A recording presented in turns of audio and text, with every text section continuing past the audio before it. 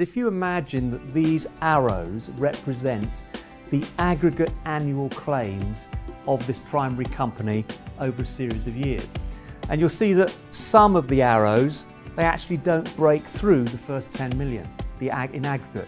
So where there is no breaking through in the 10 million line, the losses in that particular year will be picked up by the cedant and the quota share reinsurer or reinsurers.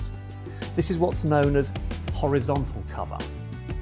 The vertical cover will kick in when the aggregate of losses exceed 10 million in any one year. And you'll see that there is an awful lot more activity in the 5 million excess of 10, i.e. this layer here, than there is in the 10 million excess of 20. And this is why this is more expensive, because it's going to get hit more frequently than Sleep Easy layer. This is much cheaper, but it's what helps you to sleep at night because you've bought protection against the really extreme tail risk that your model is telling you is potentially out there. Now, there's one arrow that actually exceeds 30 million.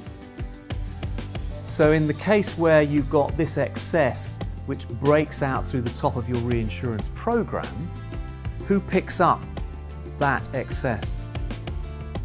Yeah, it comes right back here, because the cedant in this case, its model was wrong.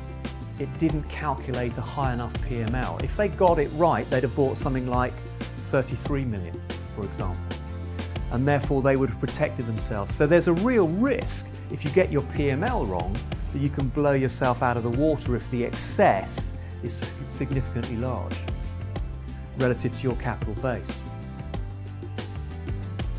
So let's look at an example where that's exactly what happened.